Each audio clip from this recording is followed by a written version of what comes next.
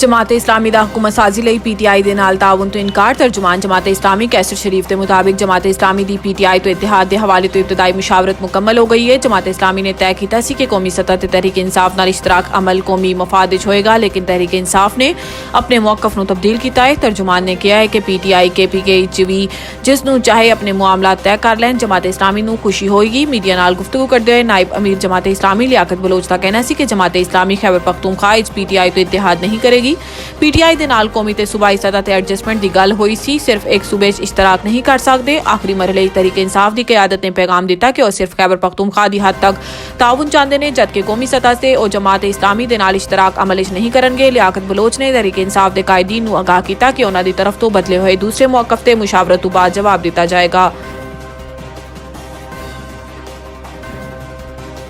इस्लामाबाद मरियम नवाज मुल्क की तारीख पंजाब की पहली खातून वजीर आला होंगी। बलोचिस्तान की वजारत आला भी PP के दायरा हदफ ते सरफराज बुगटी ने सूबे की सूरत हाल ते CEC च ब्रीफिंग दी थी। मुसद्दिका जराए तो मालूम होया है कि ऐवान सदर दे नए मकीन पाकिस्तान पीपल्स पार्टी के शरीक चेयरमैन आसिफ अली जरदारी होंगे, जो दूसरी मरतबा इस मनसब से फाइज होंगे।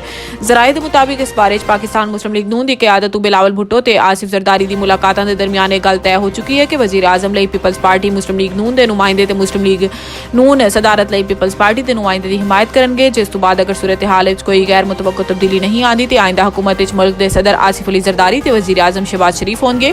पाकिस्तान पीपल्स पार्टी की जानिब तो मंजर आम ते आने वाले फैसलों तो बाद मुस्लिम लीग नून की जानिब तो चीफ ऑर्गेनाइजर मरियम नवाज नूं वजारत आला पंजाब के मनसब से नामजद करने का भी ऐलान कर दिया गया है।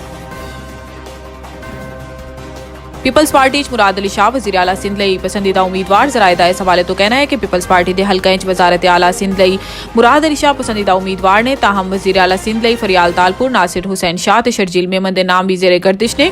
जराए के मुताबिक chairman people party Bilawal Bhutto Zardari चाहते हैं कि मुराद अली शाह नूं ही वजीर आला सिंध नामजद किया जाए। याद रहे कि 8 फरवरी नूं होने वाले आम इंतखाबात विच पीपल्स पार्टी सिंध दी सब तो ज्यादा नशिस्तां जीतण वाली जमात है।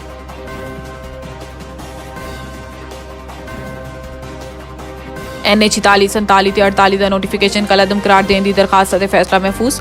PTI के हिमायत याफ्ता आजाद उम्मीदवारों की दरखास्त से चीफ जस्टिस आमिर फारूक ने समाअत की।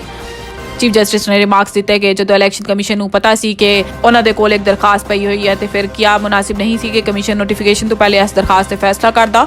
वकील इलैक्शन कमीशन ने कहा है कि कमीशन अपने ऑर्डर से लिखता सी कि अगर कंसोलिडेशन नहीं होती तो रोक दी जाए। चीफ जस्टिस ने रिमार्क्स दिते कि नोटिफिकेशन जारी कर दिया गया, अगर तुसी दरखास्त का नतीजा कुछ होर आ जाता तो की हुंदा। वकील इलैक्शन कमीशन ने कहा है कि कमीशन जेरे इल्तवा दरखास्तां नूं इस सोच दे नाल सुनेगा कि जिवें नोटिफिकेशन है ही नहीं। अदालत नोटिफिकेशन कलअदम करार दिते बगैर मामला इलैक्शन कमीशन भिजवा दे ते कोई एतराज नहीं। बाद अदालत ने दरखास्त फैसला महफूज कर लिया।